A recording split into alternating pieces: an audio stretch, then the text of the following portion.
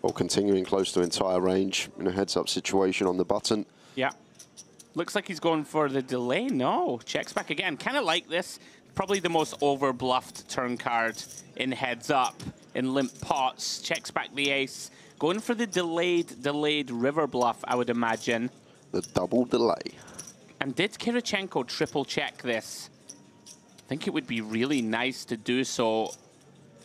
Thing about it that's a bit problematic, Jay, if Kenjic has a hand like king high or jack high, probably just content to show down. Yeah, and potential to still get some value from these, the way the hand's played out. How much? However, 9, 6. 4 million. Yeah, intriguing size and choice. I guess he's going for the very polar bluff size. Sort of, I mean, you could bet an ace for this size, and you're going to have some heads up at like 35 blinds deep. Kind of representing a 3 or an ace for the most part. I don't think a queen falls into overbet. In any case, Kenjic, just with 9 high, gets away fully unscathed. A little bit frustrating, that one, for Kirichenko. Flopping a boat and getting no more money, Jay. Not even one street. I know. When will it end? Yeah, good senses from Kenjic. Not putting a penny in the pot. I really like that, though. You know, he can't really credibly rep too many ace-X, like a few. It's so difficult heads up, Andrew, because you've got like so much of this mixing going on. Like sometimes we limp above an ace, sometimes we raise, we get to flops up, we do some checking, we do this, some of that. It just becomes so difficult to know exactly what to do when the ranges are as wide as they are. Yeah, I'm with you. Once we get here to heads up. It's going to be an interesting one, sort of 40 big blinds, the biggest stack. So already quite shallow. Let's see how Kirichenko wants to proceed here with the 9-10. Coming in for a raise. 1.7 million. Basically, even Stevens on the chip counts, Jay. Aaron Jack 3 off here for Kenjic. Not the most appetizing hand to have, but we are heads up, so still expect to see defend. Could occasionally 3-bet this one. Could fold. Basically an all options open type holding heads up. Looks like going for defend. Of course, Jay, we know heads up. You can't wait around for premiums. Got to get in the streets. Queen 7-8 to spades. Kirichenko arguably flopping best with that open-ended straight draw. Either or, once again. Like, we'll dislodge some jack highs, but in heads up, do expect some king highs to continue, and all the ace highs will as well. But it's just going to bet his equity with his up and down straight draw. Yeah. And we'll get a better hand out of there in the form of jack 3. Yeah, some potential to continue barreling down the streets. You can go either way with that one. Nice start for Kirichenko here. Takes down the first 2 pots heads up. So title on the line. Deal has been made. Whoever wins going to take down over 300K. Not too shabby in a 10K buy-in. Of course, smashed the guaranteed prize pool of $1 million. 1.6 million or so in the pool. Action back on Kenjic. Check 4 of diamonds. We are getting to that shallow depth where you do see a lot of limping. Well, Kirichenko very likely to punish that limp. King, Queen of Hearts. Yep. Huge hand heads up. Too good to check back.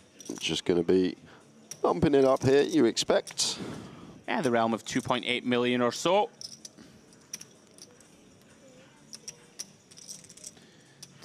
Lands on 2.6.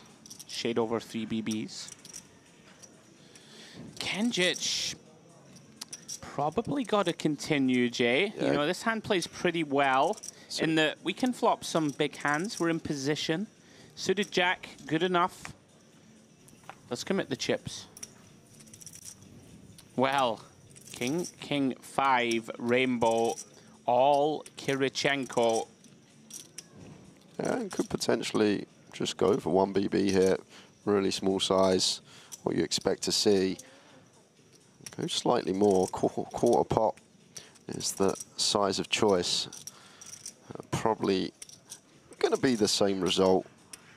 difficult for Kenjic to continue here. He's going to take one off. All right. Battles, what we want to see heads up. You got to be fighting for the pots, nowhere to hide. Ace of spades turn. Kirichenko now has Kenjic drawing dead. Yeah, but actually a really good turn to see because like all the ace highs will call once here. Yeah. Once we see bet for that size. We also just get the green light to keep putting money in, right? Like if we were bluffing pre-flop with a 9-3 off type holding, we're going to barrel this card a good amount. And try and represent having a king or an ace in our hand. Bad news for Kenjic. Had plans to take this away. Pretty much nothing you can do, Jay, on the ace of spades turn. And Kirichenko off to a flyer. 3 for 3.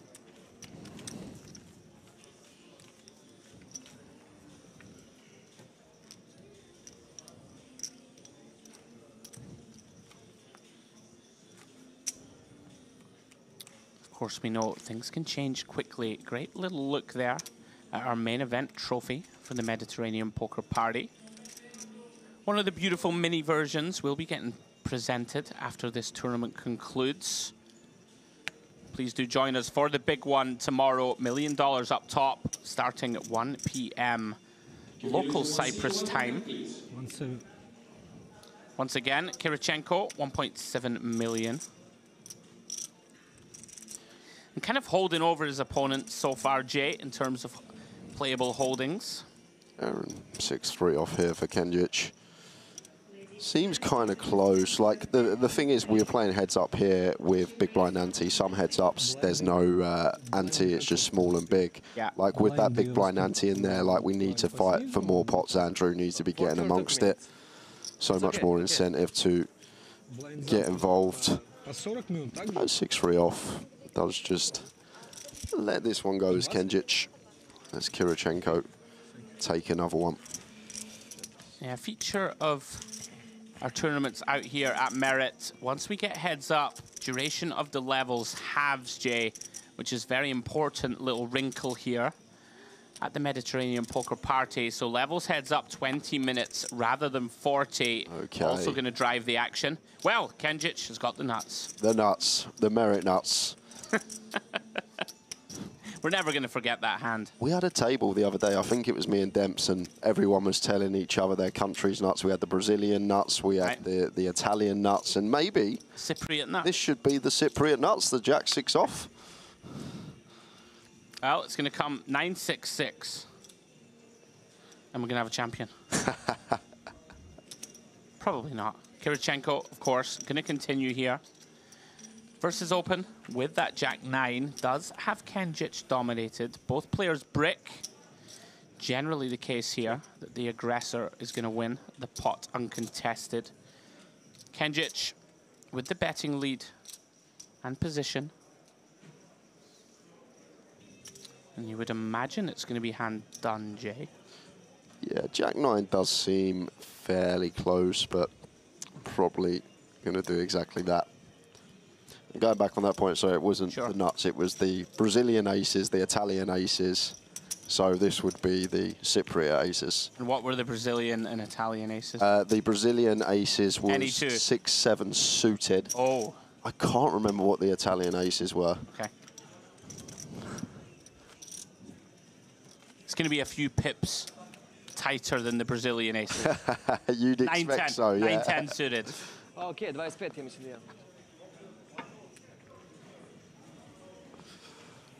Wonder if it goes like Sweden went all those years ago, where they were like psychotic, and then everyone knew they were, so they became really nitty. I wonder if the Brazilians will ever de-vamo themselves. Yeah. In 4 years' time, the Brazilians are just going to be the tightest players out there. Yeah, it would make some sense. Kirichenko completes Queen 8 off. Kenjic, 10-4 suited, 30 big blinds or so deep. 2.8. And he is going to go for ISO. One of those, you know, you tend to see suited cards mostly checked in these sort of blind-on-blind battles, but deciding big blind ante in there, Jay going to pounce on any perceived weakness. Kirichenko recognizing Queen 8, too strong to fold to the raise. completes. Does flop best. Ace, 9, 8. 1 heart on there for Kenjic. Does have the stronger perceived range also, and the betting lead. Yeah, and does seem like a nice one. Wrap around that 9 with the 10 and backdoor hearts to continue here. We'll fold out like some suited Jack X, Queen X, King X, and then got some nice backdoor equity to go alongside what Andrew just mentioned. It is our board as the raise up. Don't ever expect Kirichenko to have any strong ace-X here, whereas we will have all of them. Yep. As it stands, Kirichenko got to peel one off. Backdoor straight draw of our own. And half of that materializes on the Jack of Spades. And here we go, Jay. Kenjic. Well, we have improved to an open-ended straight draw. Yeah, and it does seem like one that would like to barrel here. Andrew, with the 10 in hand, removal to Queen 10 and 10-7. And like Kirichenko going to have like some like suited 8x that want to fold, maybe something like 9-6 suited. It's going to have a tough time continuing. And if any like king highs did stick around for one, they're going to have to relinquish their hand on the turn. Very nice from Kenjic. 6 million to go. Yeah, I love this a lot from him. Yeah, decision now back on Kirichenko. Yeah, it becomes tough, but with this additional gutter ball to go alongside it, maybe some potential to lead bluff some spades. Wow. Yeah, I think this is nice. Finds the turn call. Big river coming, Jay. I want to see a brick. Yeah. Yeah. Oh, it looks like a queen. Oh, that is wow. A filthy one. Giving Kenjic the straight, and Kirichenko makes 2 pair. And one thing I will say here, Jay, if Kenjic has a hand like an ace-jack, like an ace-9, like a set even, spots like this, we're not necessarily going to, A, bet, like if we have like an ace-8 or something like that, and B, go for all of it. Yep. These spots are super intriguing. And also, arguably, Kirichenko can have more 10x than me, in my eyes. You know, hands like a Queen 10, Jack 10, that limp call the raise, 9-10. And with that in mind, I wonder if Kenjic gets cute here. I love this. You know, we can feasibly block here with a hand like a set, Jay, right? A hand like 2 pair. Really, really nice awareness. Love it. Yeah, it seems really good, actually, once you break it down like that, because we will get to the river for value with more stuff like sets and 2 pair than 10x. So yeah, it's good to have our 10x in here at this size as well, I suppose. And against this size, Kirichenko just can't do anything here but call. What's really interesting is that we're kind of still hating it a bit, because when our opponent does this, it tends to still be built around value. Yeah. And there is some nutted value still in there that's trying to induce. But a lot of the time here when you call, I think you do just see a better 2 pair. But I'm with you, Jay. The price is right. Yeah, what a run out that is for Kenjic, and a big swing. Takes a 2-1 chip lead. I love heads up. I've played a lot in my time and enjoy breaking it down. Fun one. I haven't really played much heads up hold'em. Tens of thousands of heads up PLO, loads and loads of heads up PLO, but not really. You're probably a lot more clued up than me in the heads up streets and the hold'em. Great hand, and just, sorry to cut you off there, Jay. Really enjoy that Kenjic just very aware on this river, that we don't jam really. It's hard to jam a bluff, is what I'm getting at here on the river, and it's hard to jam a hand that's not got a 10 in it. Like ace-king, we're never going to shove. Like 2 pair, not incentivized to jam. Really fun one. And Kirichenko, I think he kind of knew it, right? Burns a time bank. You're like, I'm gonna be pipped here a lot, but what can you do? Yeah, ace 3 suited now for Kenjic. Lovely hand to look down at heads up from the button. You see him eyeballing the stack of Kirichenko. Has now fallen below 30 bigs. Yeah, I think he's got around 25. Yeah, gonna start with limp. Don't mind it. can induce some kind of bluff raises and then proceed with either call or shove. As it stands, Kirichenko checks. And all of a sudden, momentum swing, all Kenjic. Flops top pair, unfortunately for him. Kirichenko, the complete whiff, 5 high.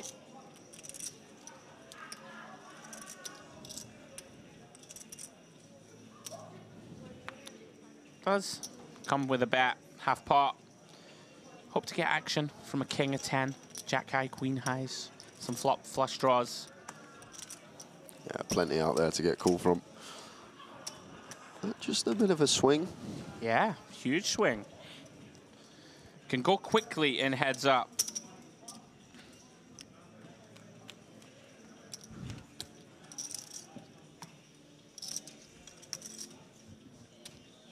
Telling you, Wentworth Miller. I can't unsee it now. It's a good shout, and I reckon if he walked into the barbers tomorrow and went, I'll have a one all over, he would look like the old Wentworth Miller. Although he would have to get his entire torso tattooed with the escape route from the prison. Well, to be fair, he's been an escape artist in a couple of all-ins today, hasn't he? He's got himself out of a lot of trouble. He's escaped in a few pots that equity was fairly thin. Very nice, Jay. Limp and a check. Kirichenko does flop best. Like this check from Kenjic. Gonna want to have some of these medium to strong hands, we'll call them, that don't bloat the pot pre. Kirichenko decides one big blind, and Kenjic with the decision, Jay. Yeah, Jack 10 seems fairly close. I think we can get involved for sure. 3 to a straight, still can have the best hand with a nut jack high. Yeah. Maybe expect Kirichenko to do some raising with some ace-X on the button. Beautiful looking turn card for Kirichenko. Yeah, really nice to see. For us, making it less likely. Our opponent does hold one of these Queen X holdings, so going to get to go for another street of value here. Still can get some value from some deuce X, some ace highs, and charge some heart draws, 5-3, 5-6, this type of stuff. Yeah, I'm with you. Goes with half pots. Can, of course, get called by a worse 4 also. Makes these spots very tough to play for just jack high. Of course, no turn improvement. Wow. Wow, I'm surprised to see this. I thought it was just going to be over now. I think calling the flop's nice, but calling again here. Yeah. The jack 10. Can have the best hand very occasionally. Perhaps thinks that a king high and ace high likely to slow down on the queen. That would make some sense to me. As it stands, Kirichenko with the best of it now. Will Kenjic ever decide to turn this into a bluff? Would make some sense to me, Jay. Right, like you don't want to check here and just lose to king 6 that barreled twice and gave up. Yeah. And announced jack high confidently after it went check, check. Potentially thought you had the winner. Kirichenko gets some of those chips back. Yeah, interesting spot.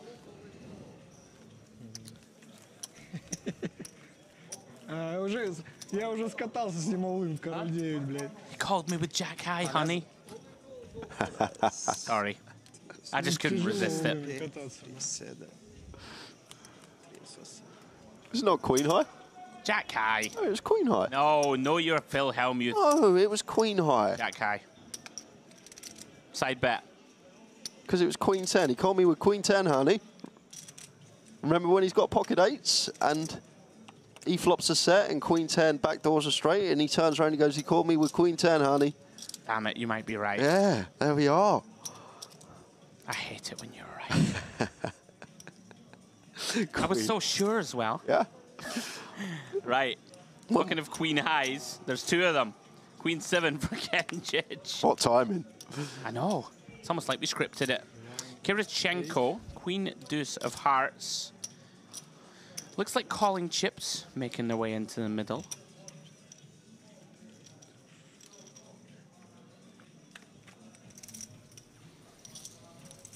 Both players brick on the 10-8-3. Kenjic, diamond in hand, and a 7. Not the most appetizing backdoor draws available, but does have the best of it here. These are the real battles in heads up, Jay. You got to be in there slugging away for every pot. Here he comes. Wow, huge bet. Interesting one. Looks like full pot. Looks more than pot. All right, then. That's one way to get it done. Basically pot from Kenjic. Big C bet. If you're thinking that Queen of Diamonds, nice card to use for a large sizing. Sure. Very nice. If you are just joining, guys, and you're in the YouTube chat streets or on DTD Player, welcome along. Myself, Andrew Headley, and Jay Harwood. We are heads up 10K MPP High Roller. Taking you through all the way to the conclusion of this one. Any questions for either of us? Who do you think is going to win? Is it going to be Kirichenko? Is it going to be Kenjic? Let us know your thoughts. I believe we had a legend in the chat, didn't we, before we went off to break? Mr. Sam Grafton. Love to see it. Sam Grafton in the chat on DTD Player. Nice to see you, Sam. As always, a man who has some commentary experience of his own. Yeah, one of the legends of UK poker as well. I've really enjoyed listening to some of Sam's comms the last couple of years. As we see here, Kirichenko. Interesting spot here. Wondered if Kenjic would consider a 3-bet bluff. I would quite like it with this one. It goes with call. Does flop best J. 9, deuce 3, rainbow. King, of course, would be the Carnage card. Looks like Kirichenko reaching for chips. Aaron over to Kenjic always. Going to be continuing here. Expect to just see call, but can we ever think about raising, trying to flush out some equity when our second pair being just a 3 does just call to the 5 of diamonds turn. Not the most appetizing prospect for Kirichenko to continue barreling on all this like 4-5, 4-6, 5-6 type stuff, and the wheel draws as well now improving. Yeah, it seems a very prudent one to shut it down.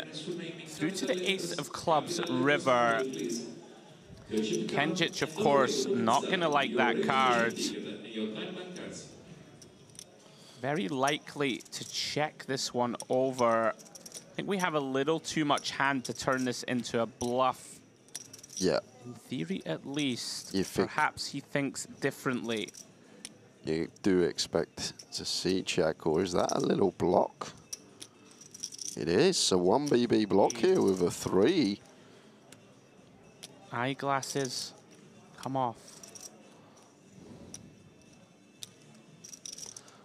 One thing I will say is that we did just see Kenjic block with the nut straight, well, with the effective nut straight. So it may deter Kirichenko from going after this. Looks like a sigh of a man that's going to give it up. And Kenjic on top here in the early going, heads up. With that hand, Jay, blinds are up. 500,000, 1 million.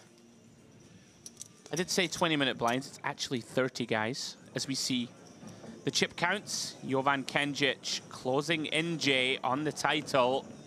Yeah. More than a 2-to-1 chip lead now. Yeah, come back after break. It was almost neck and neck, but put some leeway between him and Kirichenko. Just that one pot that kind of swung things when he rivered the straight against the river 2 pair on the 4 lineup. Still with 18 BBs, 1 double for Kirichenko, and he jumps back into the lead. A deal has been done between these guys. They agreed to chop up some money and play for the rest. 61K and the trophy left to play for. And it's an A6 off on the button. Yeah, interesting here. certainly be considering just sending this. You will see this heads up a lot. Does recognize. All in. Yeah, thought he might. 18 big blinds for Kirichenko. Pass. And with every pot you take away from him, Jay, chipping him down. Yeah, just little body shots here and there, waiting for that final knockout from Kenjic. Yeah, all of a sudden, 50 million or so, plays 17. Heads up can swing rapidly one way or the other. Either one of these gentlemen, Jay, would be a very deserving champion in my eyes. Yeah, coming in 1 and 2 to the final table. There was a point that this man, Kirichenko, had the chip lead and ended up losing a biggie, and then managed to come back, regain the chip lead. Now is going to send it in with the ace-3 for just shy of 17. Yeah, action on Kenjic. Does have a king high. This one not going to make the cut. Facing a 17 big blind jam. Always find those spots interesting with an ace in hand. Can certainly limp shove some of these ones, Jay. Give your opponent the chance to try and steal, but of course, jam.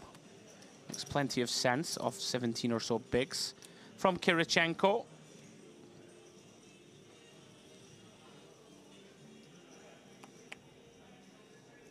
Action back on Kenjic. 3-4 of clubs.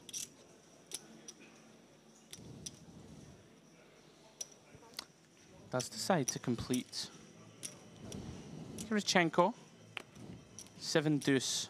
Couple of clubs of his own. Checks his option.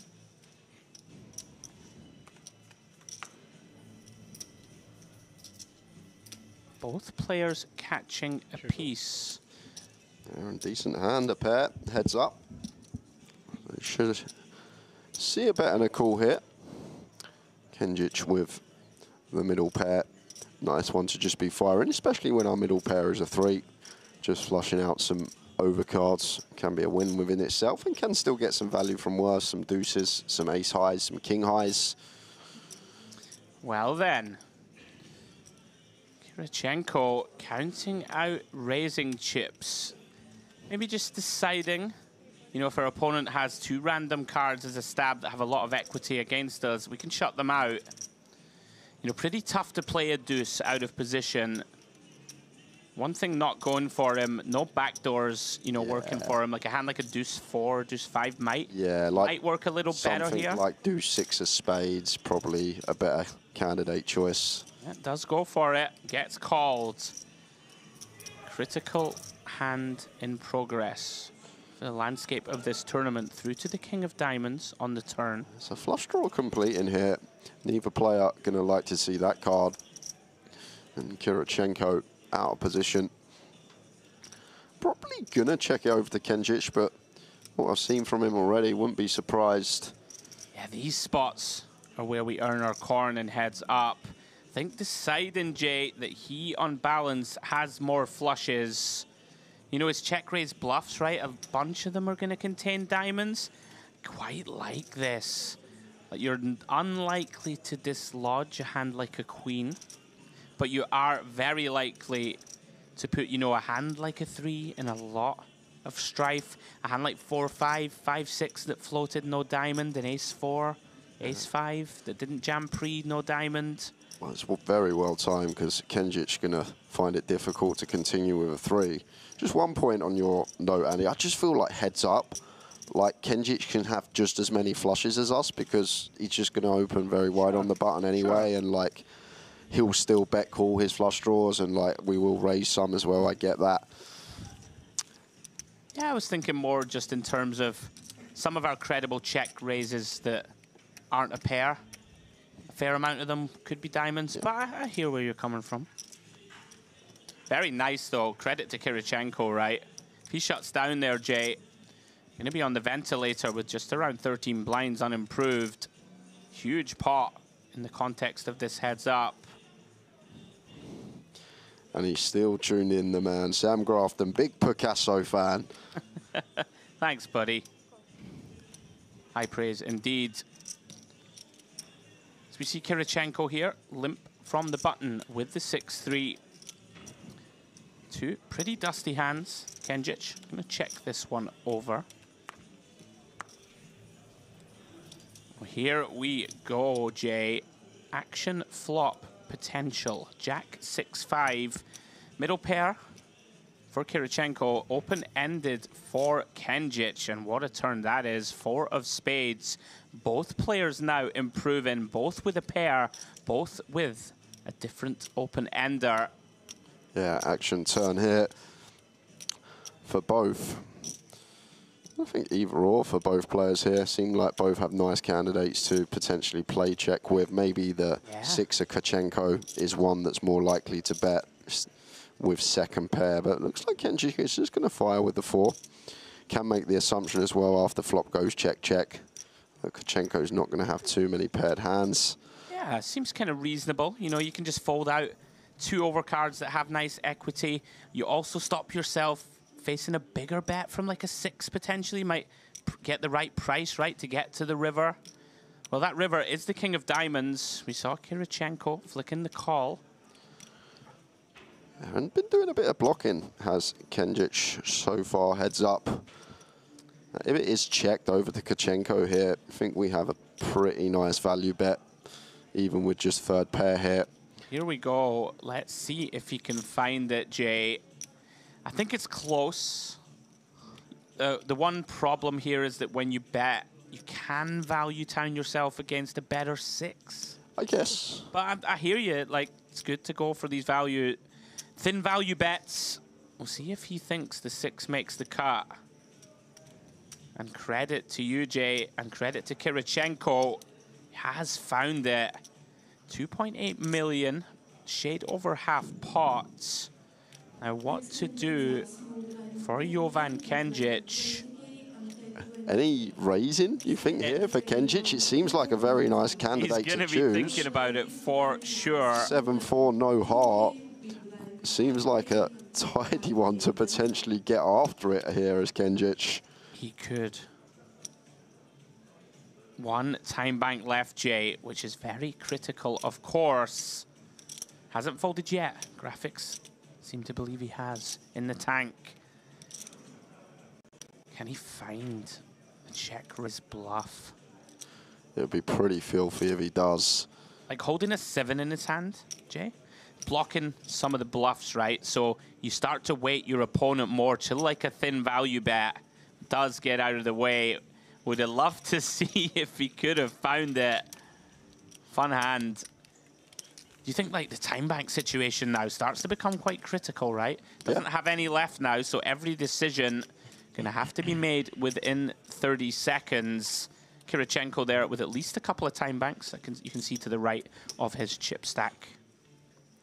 Fun one. Very nice awareness to find value bet there, Jay, with 6 no kicker. Yeah, I think it's nice once check 2 from Kirichenko. He's going to bet a jack, right? Yeah, of course. He's going to bet a jack. He's going to bet a rivered king. Sure. Like maybe we'll have some traps, but we can just bet fold our hand anyway. It's cool.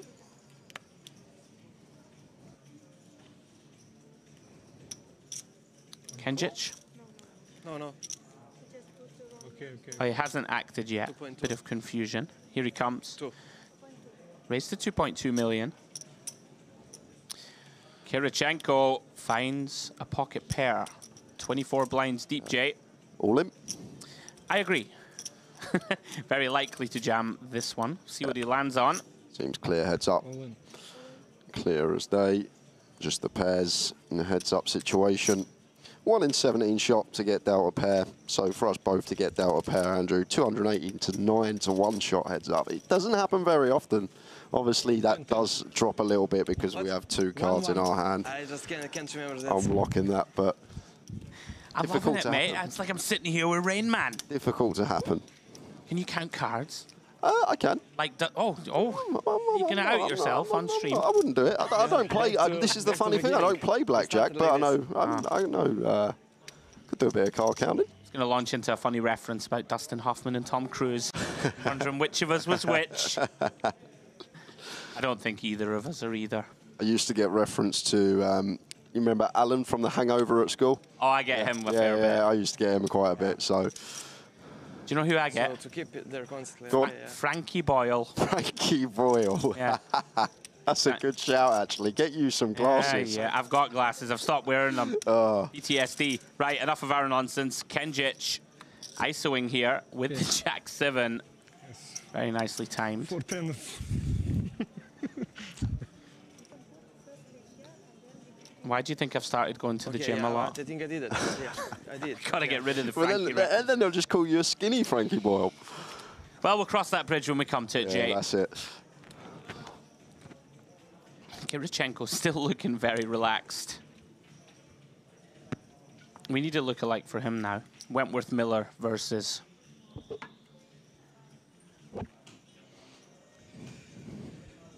Right, on we go. Kenjic, 36 big blinds deep. If we're ever going to fold any hand heads up, he might consider it with this one. But these guys are in there battling. Limps in. The battle of the napkins. Sure is. Go. Yeah, call. Action on Kirichenko. He's going to take a free flop.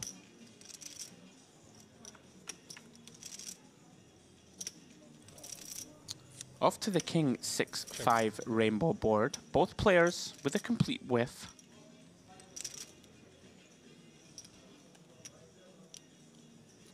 Generally a case, Jay, of first to bet wins. Exactly that. Maybe Kirichenko could have had one as well that could have gone for the 1 BB lead with the 8-3. Gave the green light over to Kenjic. Takes a small one. Blinds now, 500,000, 1 million. Speaking of 1 million, Jay, tomorrow, main event coverage.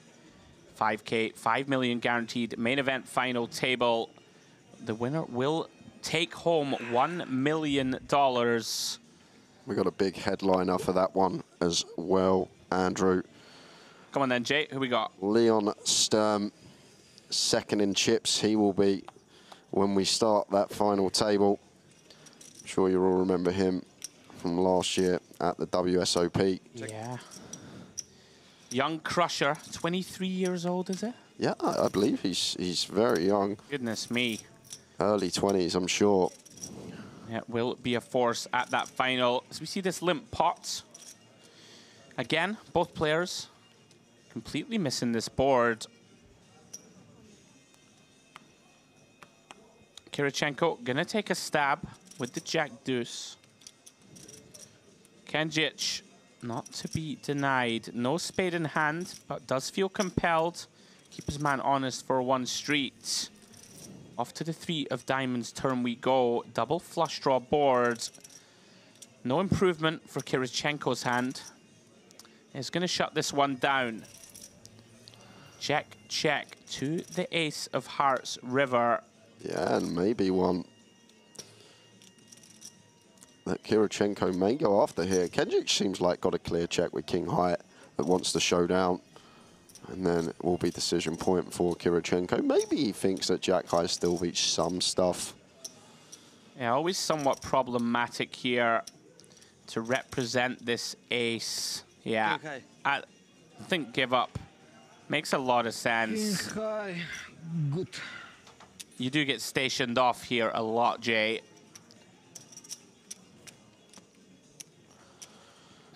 It just comes down to, like, in that spot there, we probably bet a queen on the turn. We probably even bet a 9. So when the ace comes on the river, we're basically saying we've rivered an ace. And when we've got, like, such a wide opening range, it's only actually a small percentage, the ace-x of our range, to actually hit on that river. And I think it is one spot that you see over-bluffed. Yeah. And everyone aware that people will represent that card. Like, poker's so hard nowadays. You used to get away with everything. Now it's everyone just knows what everyone's up to.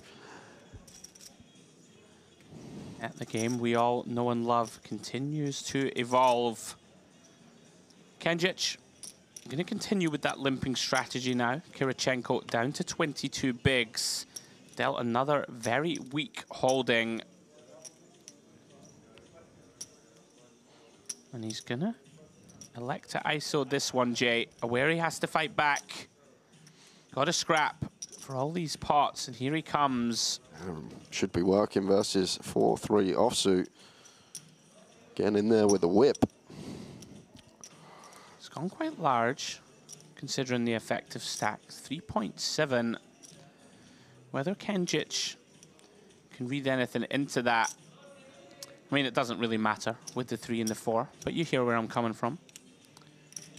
You know, is that the old, I'll put a little bit more on top because I'm weak and I want to fold? Potentially, this is the thing. Yeah, you had 7 deuce. Well, next time, if he's got it and he goes smaller, then yeah, we figure it out. Yeah, very nice, Kirichenko. He's not going to go quietly, Jay. We know that.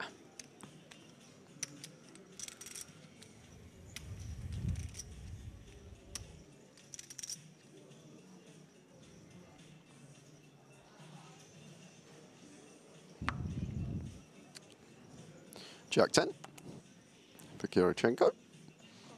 Starts with a complete on the button, and Kenjic here with the pocket 7s. 24 effective. 3.5. Is going to go for this approach. I actually like this here. Maybe 7s heads up seems way too strong to just send for 24. Try and induce some stuff from Kirichenko. Some hands that we dominate that might want to send it in for 24 over our raise to 3.5x. Yeah, off to the 6-6 deuce we go, Jay. Kenjic gonna absolutely love this flop. As far as flops go, for a pair of 7s, gonna be very high up the list. And what he'd want to see. 2.7. Does continue for 1/3 pot. Not too much going for Kirichenko. Just jack high. Does have position, but a bit optimistic, and looks like he's going to use that position, it seems. He counting out chips here. Yeah. Wow, this is a 2%. 2-7.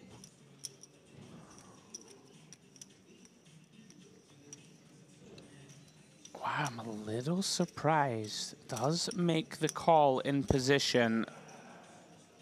Yeah, must have some ideas down the streets if check 2, but the problem we've got is, like, when just faced with a second barrel here, we just have to fold anyway. Like, we're basically calling to hope that Kenjic checks over to us. Just difficult to have the best hand. Like, we will beat some stuff, obviously, heads up, Andrew, but I kind of feel like even having like an 8-9 suited, 7-8 yeah, suited seems a lot better. Performs much better here. Of course, Kirichenko, very creative, but here comes that barrel, Jay. Now, we had ideas on the flop. If they extend past this turn, I will tip the cap. Yeah, if he calls here or elects to raise somehow, it would be some crazy hand. And this is the problem, like, with the call. Yeah. Like, yeah, I understand. Thinks Kenjic's wide, trying to take it away from him on the later street, but when met with that second turn barrel and we don't catch a jack or a 10, we just have to fold anyway. Yeah, it feels like a spot that even if Kenjic is bluffing pre, you know, he probably covers this board better than we do, right? Like the 6-6 deuce with the junky ISOs. Ambitious flop call from Kirichenko. But we're heads up, ranges are wide.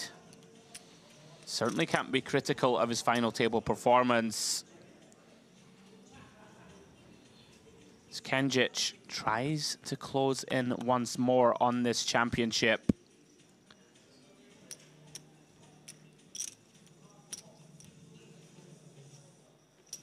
Does complete from the button with 4-5. Kirichenko. Big hand, heads up, King Jack. Yeah, and seems like one that probably just wants to do some jamming. I think this is too strong, Jay. Too strong, yeah. Yeah. I think we got to raise call this one. For 16, you could consider jamming a little less. Just such a big hand, right? It's like, kind of feels like a waste to rip this one in for 16. Wouldn't hate it. Ooh. These guys are in there, Jay. Yeah, well, I love it now if Yeah. we're getting Kenjic to continue as wide as this. Well then, off to the ace, ace 5. Potential fireworks here. Why we love heads up so much. Like Kirichenko is coming with small J. He's going to perceive Kenjic to have basically no ace-x, right? Yeah. Just expect that to be in pre-flop. Yeah. So basically just a pure value bet here with our king high. Kenjic, of course, flops 2 pair. Going nowhere through to the turn. SPR shallow is a deuce. So Kenjic now improves J to a gut shot to go with that 2 pair.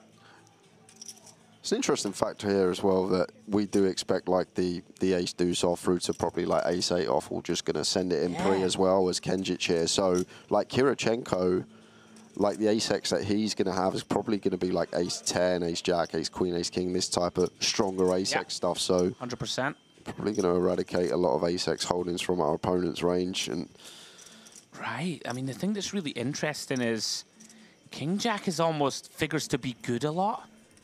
So Kirichenko declines, you know, the opportunity to start turning it into a bluff, which seems very reasonable. You know, of course, we lose to a 5. And now the decision point on him, whether or not, Jay, to try and dislodge a hand like a 5. He may feel that once Kenjic checks back, that he has showdown very often. Has checked it over. just happy to take showdown here, Andrew, with a 5 as Kenjic. I think this is too thin. Heads up. I don't really know what we're targeting. Like king highs, I guess. King high, a turn deuce. Like if it was a junky ISO. You do open yourself up, of course, to value town. 6 million. And he's going for it, though. Knows where he's at, Jay. And here we go. This is a tidy little value bet here from Kenjic, and Kirichenko is going to be like, hold on a minute, you can't have an ace here. Probably thinks he doesn't value bet a 5. Yeah, exactly, he's not value betting a 5. I guess he'll have some 4-3 suited for the turn will. Right. And maybe river 10x, queen 10's probably just going to shove pre, like jack 10, 15. Quads? Yeah, quads. I guess quads is there. Yeah, the one combo of aces. That makes sense. But understand the tank here, because it's absolutely. It's really strange because we don't, as Andrew said, expect the 5 to value bet or a deuce. Ace-X just going to send it in pre. Not even too much 10x that wants to call flop that wouldn't shove pre, like the king 10, the queen 10. Yeah. So it's... And here we go. They are now even on time banks. Yeah, big moment, Jay, in this tournament. Got to flip it, haven't we? Where are we finding bluffs from, Andrew? Yeah. Like what's Kenjic got here that wants to bluff? Like, what hand, a 6-7 suited? Something like that, that now gets to the river with 7 high. Called. And he pays it off. And what a tidy little value bet there from Kenjic. That is some high level stuff going on. What a fantastic hand of poker. Credit to Kenjic. Finds the thin value. And credit to Kirichenko. The story didn't make sense, Jay. Maybe like a queen 8 of diamonds or something that floats and then thinks it has to bluff. Yeah, Fun hand. Wow, these guys are in there. That's a great river value bet to Kenjic and may well win him this tournament, Jay. Has his man down on the canvas. And the referee is counted to 8. Gonna have to pull himself up. What a great hand. Well, here we go, Jay. Is it 4 million? No, 6. This is gonna be it, I think. 5, 6. Okay, I call, yeah. Here we go. title on the line, Jay. Kirichenko gets it in good. Ace-6 versus the Jack-7 of Kenjic. 40% of the time, he will win the MPP high roller. Yeah, we'll like what he sees. Couple of live in between us.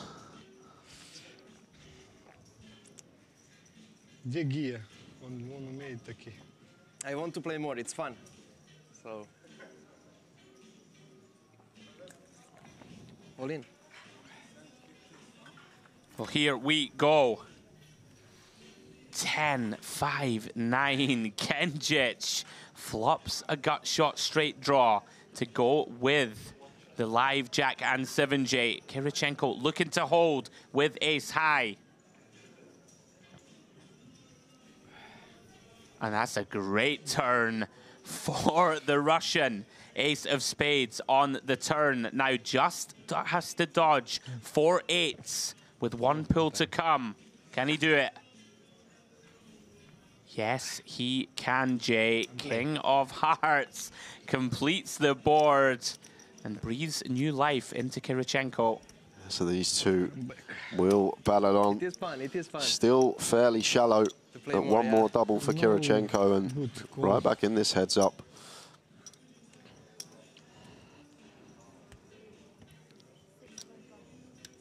Six point.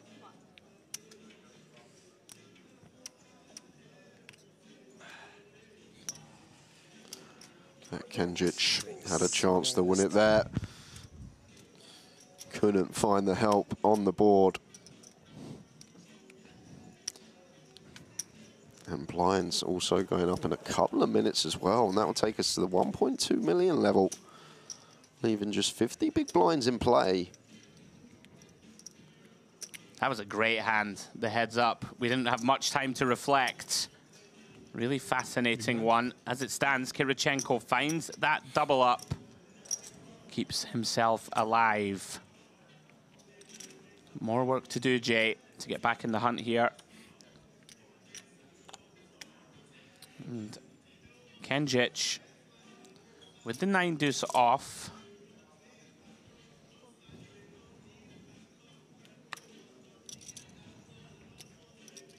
All in. Kirichenko finds King Jack this time for 12, so does just choose to send for 12 BBs.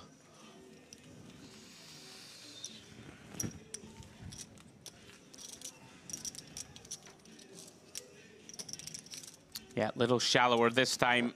Yeah, great shout before, Andrew, with the not all in with the King Jack for 16. I've just played loads of shallow heads up, so... Never really looked at heads up myself. You're going to be a lot more clued up than I am in this situation, so glad to have yourself alongside me. Far too much time playing spin and goes, my friend. Is that it? That's my problem. Oh, okay. The old spin and go streets. That's great as well, because that's always shallow. That's like 10 to 20, ain't it? So... All right, then. Kirichenko. No time bank. No time bank? No time bank. No time banks for either. We love seeing it. Turbo pressure poker. It's basically a live spin and go now. Kirichenko completes. Decision on Kenjic. Interesting decision. Makes it 3.2 with 8-9 suited. On first glance to me, Andrew, this seems like one that wants to check back. It's just not going to be able to raise, call off. Great playability. Seems like one that could do some checking. Yeah, interesting one. Let's get the job done. Versus the limp of Kirichenko. Of course, with that big blind ante in play, you referenced it earlier. Don't often... Well, I say don't often. In many heads-up situations, there is no BB ante, but it is live here. So pressure on Kirichenko. Now Kenjic, with a king high, does decide that is enough to put his man to the test. Pass. Does get it through. And now, it's the 9 BBs for the Russian. These two did come into this final table first and second in chips. Kenjic was chip leader. Kirichenko was second in chips, and it stayed the same. Here, heads up. So over a 4-1 chip lead now. But as I say, a couple of doubles, even one double, to bring it back to like 18 and 34. Still in with a shout, but not much room for any post-flop play here off 9 BBs. I think we'll be seeing a lot of open shoves pre. At the final two, Jovan Kenjic and Alexandra Kirichenko.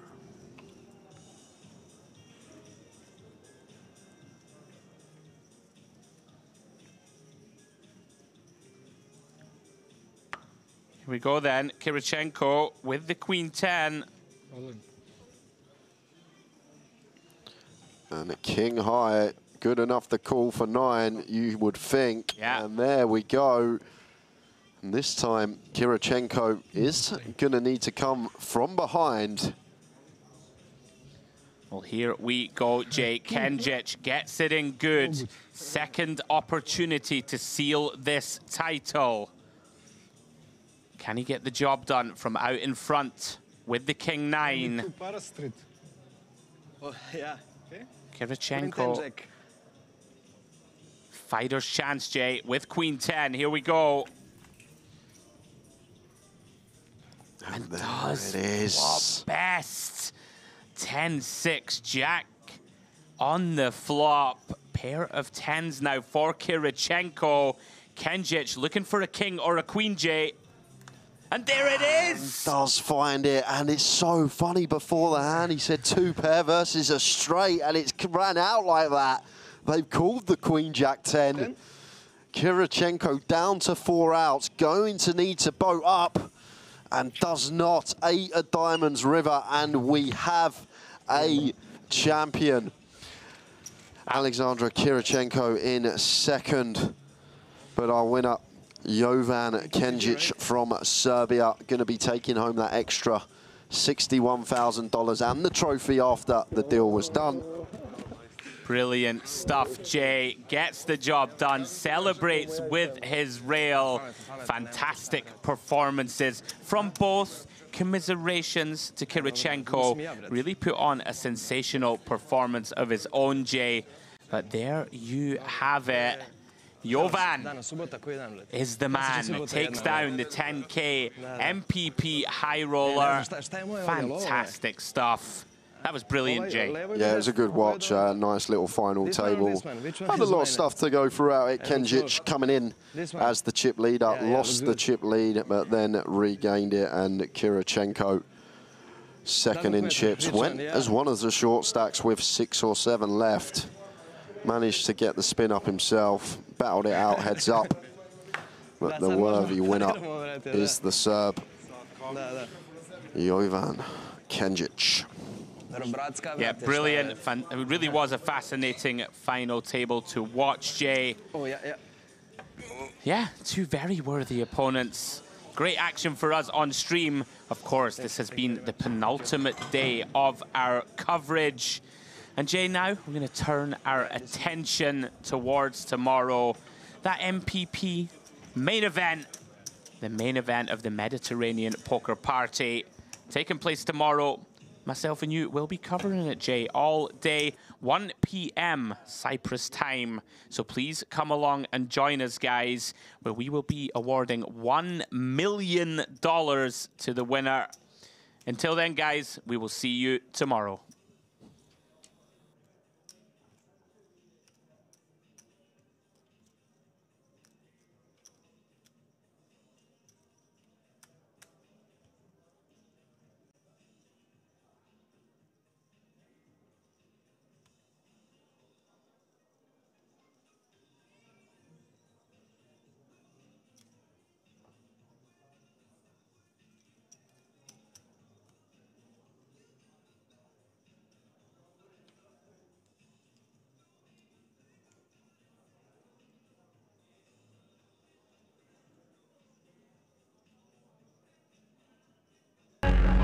Thank you.